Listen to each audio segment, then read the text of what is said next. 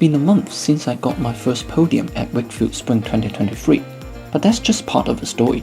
If Glasgow Winter back in January was a great debut, this Wakefield Comp was a complete madness for me. Here's my journey in Wakefield. Enjoy!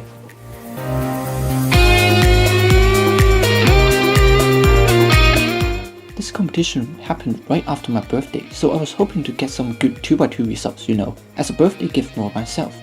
Sadly, right at the day of the competition, I felt quite tired, not in form, perhaps a little bit sick as well. It truly hindered my performance, and with the first event being 2x2 round 1, my hands were freezing, and my brain couldn't function well enough to look things.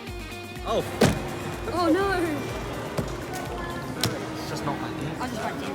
With the first solve of the round being DNF, I became extremely cautious for the remaining 4 solves because if I DNF again, I won't even be able to qualify for round 2. So at this stage, I already gave up any possibilities for a PR average, nor risking anything to get in out of 3. I still have 2 more rounds, I'll get a better result in no time. Next up is 5x5. It's my first time participating in 5x5 because there isn't 5x5 in Glasgow Winter. I didn't practice much, but I do hope to get a sub 150 average. First solve wasn't great, the judge was solving while I was solving. Technically I could ask for an extra, but I don't want to waste time doing another solve, and I don't want to make the judge feel bad as well.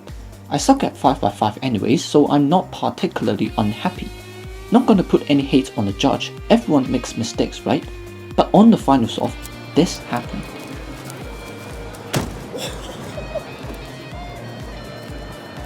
That was the luckiest scramble I've ever seen. I don't get sub 130 too often, so to get it in my first ever 5x5 official average is quite surprising. At lunchtime, I explored around the city of Wakefield. It was nice, but it's now time for 2x2 round 2. It's been over a month now, but I'm still really sad because the scrambles were so easy. 5 cubers got sub 2 average, with Luke Burns getting a crazy 1.34 UK national record average. I'm really happy for him because the previous UK national record was 1.55, so he beat it by over 0.2 seconds. But at the same time, I missed the opportunity to put myself in the top 3 in Hong Kong because I totally messed up the round. After that round, I stood in the corner doing nothing for nearly an hour. Yeah, I was really disappointed. As a cuber who doesn't receive much recognition in Hong Kong, no one would understand how much I want to be regarded as a top 2x2er in Hong Kong, and I missed the perfect opportunity to prove it. The next 2 events are 4x4 and 5x5. Again, not sure what to expect, was hoping a sub 50 average on 4x4, but without much practice, I'm not sure if I can get it. But well, I actually did. But then, crazier things happened in the 5x5 finals.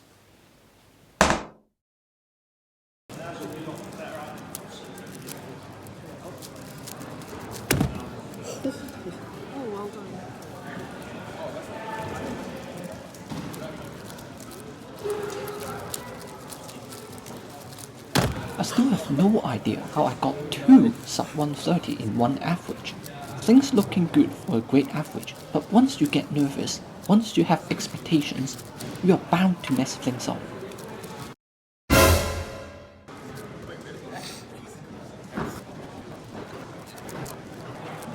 I just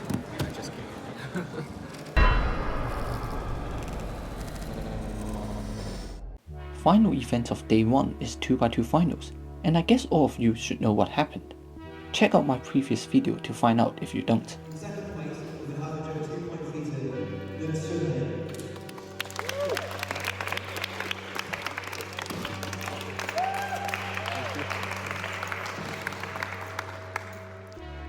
I captured the moment where I gave Ben a hug, and it was such a beautiful moment, and also taught me what cubing is really about.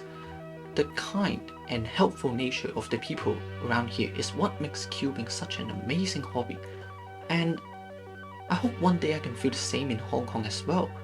I hate to say it, but I'm not particularly fond of the Hong Kong cubing community. To me, I feel separated by the small group of top tier cubers, and in Cantonese it's like 小圈子. In UK it's totally different.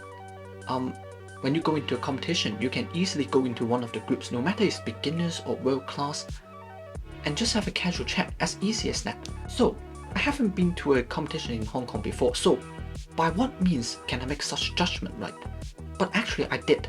I actually attend the competition in Hong Kong back in 2017, not as a competitor, but rather as a spectator. The reason behind it is because my registration got cancelled for some reason, but that's for another story. So all in all, that time, even when I went to the competition as a spectator, sadly it turned out to be a poor experience, and I think that really gave me a very poor first impression towards this community, and I think perhaps that's why till now I still have this rather negative impression to this community. In Wakefield, when I realized I got second place, I actually got some warm congratulations from the finalists there, and it was such a beautiful and warm moment. And I would like to think if one day I really got the chance to compete in Hong Kong and is lucky enough to get podium, will I get the same warm congratulations from fellow Hong Kong Cubers? I'm sorry, but I really don't see it happening. Well, of course I hope I'm wrong, and I also really hope that this kind of personal negative thought about this cubing community in Hong Kong could change one day when I finally get the chance to participate in one of the competition. To me, it really doesn't feel good, and sometimes it really feels like a burden when I treat fellow cubers in Hong Kong as my enemy. But I think for now I have no choice. I have to continue treating this mindset as my source of motivation.